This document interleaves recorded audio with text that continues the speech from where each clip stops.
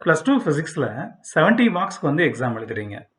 உங்களுடைய கொஷின் பேப்பரில் 4 பார்ட் வந்து இருக்கும்.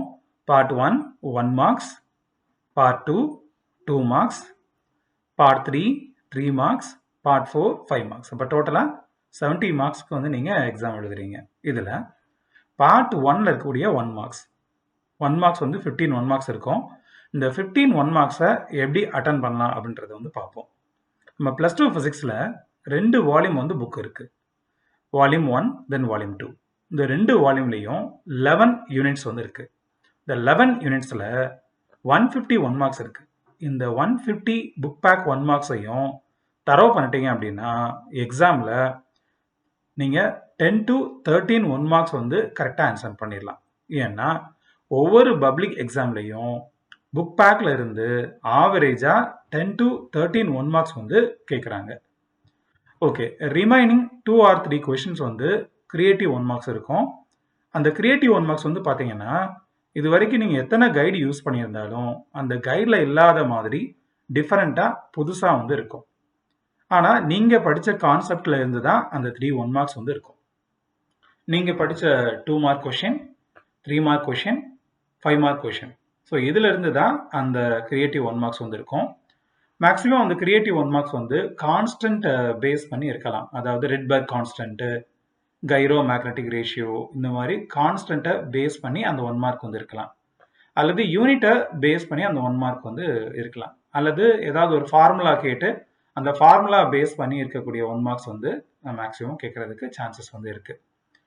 அப்படி இல்லைன்னா ஒரு டயக்ராம், ஒரு சர்க்கியூட் டயக்ராம் கொடுத்துட்டு அந்த சர்க்கியூட் டயக்ராமுடைய அவுட்புட் என்ன, அந்த அவுட்புட் அதை பேஸ் பண்ணி என்ன செய்யலாம்னா ஒரு 1 மார்க் வந்து இருக்கலாம். அல்லது கான்செப்ஷுவல் கொஷின் ஏதாவது வந்து இருக்கலாம். இன்க்ரீஸ் ஆகும்போது எப்படி இருக்கும், எப்படி சேஞ்ச் ஆகும், டிகிரீஸ் ஆகும்போது எப்படி சேஞ்ச் ஆகும், சீரீஸில் இருந்தால் என்ன வேல்யூ கிடைக்கும், பேரலில் இருந்தால் என்ன வேல்யூ கிடைக்கும், பெர்பெண்டிகுலராக ஆச்சு அப்படின்னா என்ன மாதிரியான ரிசல்ட் வந்து வரும். இந்த மாதிரி கான்செப்ஷுவல் கொஷின்ஸ் வந்து கேட்கலாம். அல்லது ப்ராப்ளம் ரிலேட்டடாக இருக்கக்கூடிய 1 மார்க் வந்து கேட்கறதுக்கு சான்சஸ் வந்து இருக்குது. ஸோ இதெல்லாம் பார்ட் 1ல் 1 மார்க்குக்கான ஆன்சர். ஸோ இந்த மாதிரிலாம் நம்ம அட்டன் பண்ணலாம். தென் பார்ட் 2ல் 2 மார்க் கொஷின்ஸ் இருக்குது.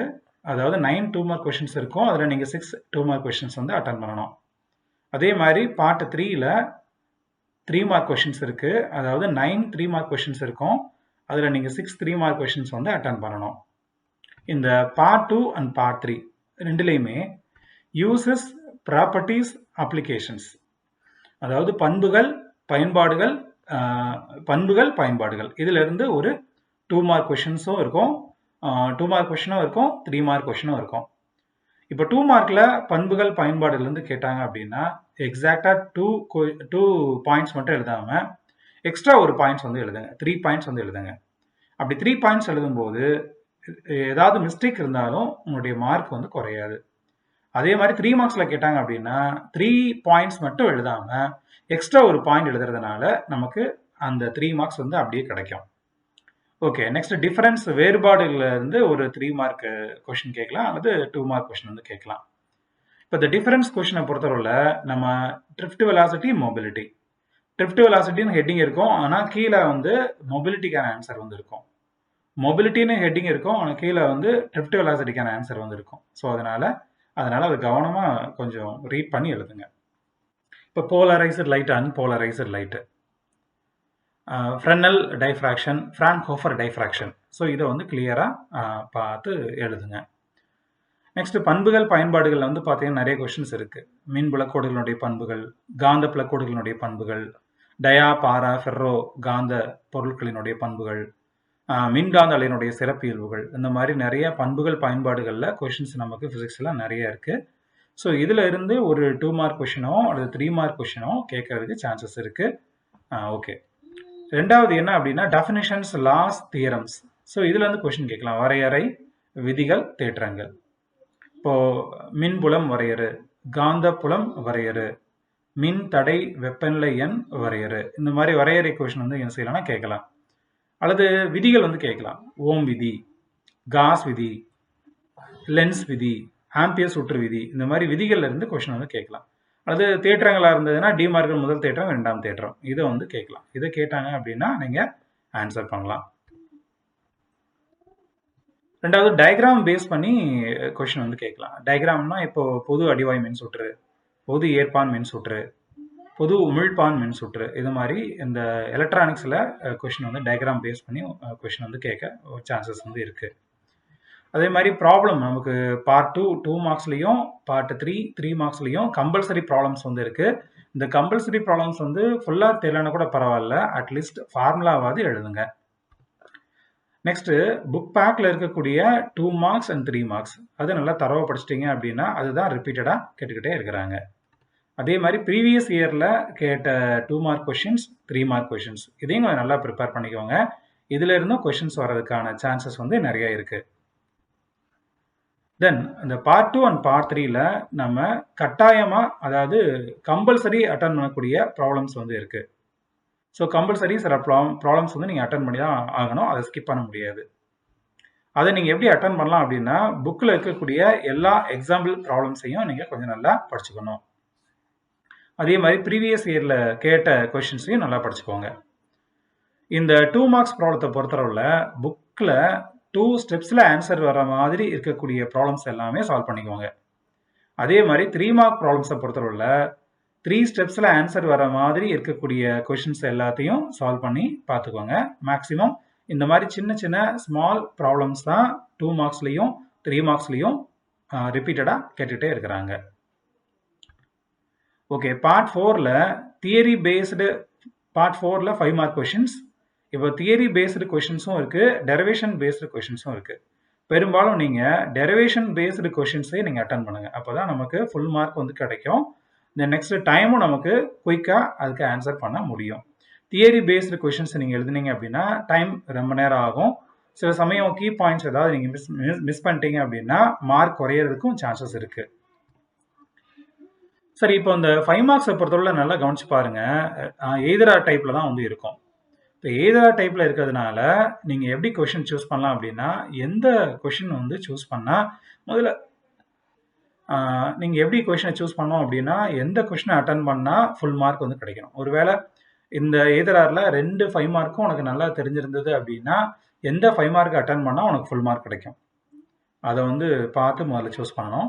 ரெண்டாவது, எந்த 5 மார்க்ஸ் அட்டன் பண்ணால் நமக்கு குயிக்காக வந்து சால்வ் பண்ண முடியும், குயிக்காக டைம் மேனேஜ் பண்ண முடியும். ஸோ அது ரெண்டையும் வந்து நல்லா கவனித்து பார்த்துக்கோங்க.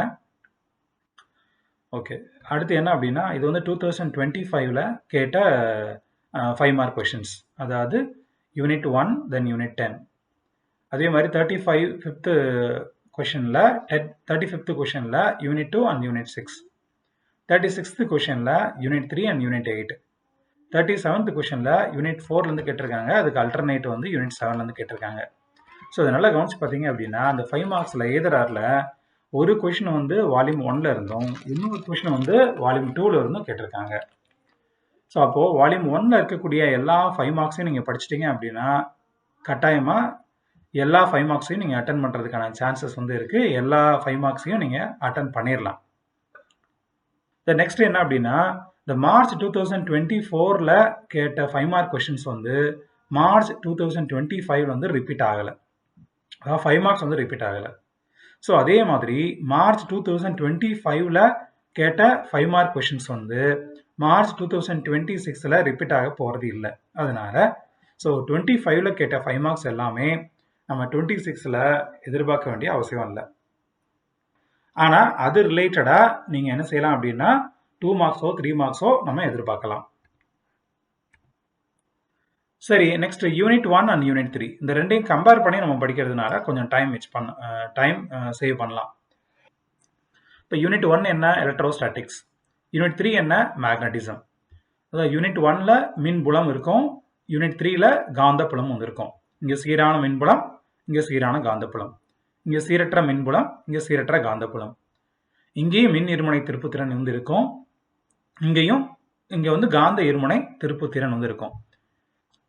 இங்கேயும் திருப்பு விசை இருக்கும், இங்கேயும் திருப்பு விசை இருக்கும். இங்கேயும் மின்ன அழுத்த ஆற்றல் இருக்கும், இங்கேயும் மின்னழுத்த ஆற்றல் இருக்கும். இங்கேயும் நடுவரை கோடு இருக்கும், இங்கேயும் நடுவரை கோடு இருக்கும். இங்கேயும் அச்சுக்கோடு இருக்கும், இங்கேயும் அச்சுக்கோடு இருக்கும். இந்த கொஷின்ஸ் எல்லாமே சிமிலராக தான் இருக்கும். நீங்கள் யூனிட் 1 படிச்சிட்டிங்க அப்படின்னா யூனிட் 3ல் பாதி நீங்கள் கவர் பண்ணிடலாம். நெக்ஸ்ட் நீங்கள் எக்ஸாமில் ஒரு 20 மார்க்ஸ் நீங்கள் எடுக்கணும் அப்படின்னா மேக்ஸிமம் ஒரு 2 யூனிட்ஸ் மட்டும் நீங்கள் கவர் பண்ணி படித்தா போதும். ஸோ இது வந்து லெசன் வைஸ் அனாலிசிஸ். 20 மார்க்ஸ் மட்டும் எடுக்கணும் அப்படின்னா யூனிட் நம்பர் 2 தென் யூனிட் நம்பர் 5 இந்த 2 யூனிட்டை நீங்கள் தரவு பண்ணிட்டீங்க அப்படின்னா நீங்கள் 20 மார்க்ஸ் வந்து அழகாக எடுக்கலாம். ஏன்னா யூனிட் நம்பர் 2லேருந்து ஒரு 2 மார்க் கொஷின், ஒரு 3 மார்க் கொஷின், ஒரு 5 மார்க் கொஷின் வந்து கேட்குறாங்க. அதே மாதிரி யூனிட் நம்பர் 5லேருந்தும் ஒரு 2 மார்க் கொஷின், ஒரு 3 மார்க் கொஷின், ஒரு 5 மார்க் கொஷின் வந்து கேட்குறாங்க. 9 மார்க்ஸ் வந்து கேட்குறாங்க.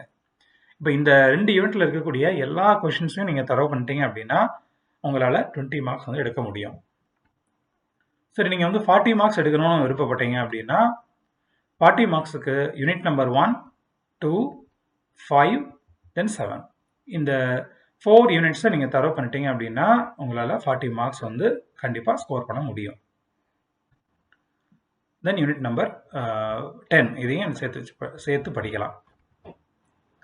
தென் 60 மார்க்ஸ் எடுக்கிறதுக்கு 1, 2, 4, 5, 7, 8, 9, 10 ஸோ இந்த யூனிட்ஸ் எல்லாத்தையும் நம்ம படிச்சுக்கணும். ஒரு 3 யூனிட்டை மட்டும் விட்டுட்டு எல்லாத்தையும் படித்தோம் அப்படின்னா நம்மளால் 60 மார்க்ஸ் வந்து எடுக்க முடியும். எபோவ் 60 மார்க்ஸ் கூட எடுக்க முடியும்.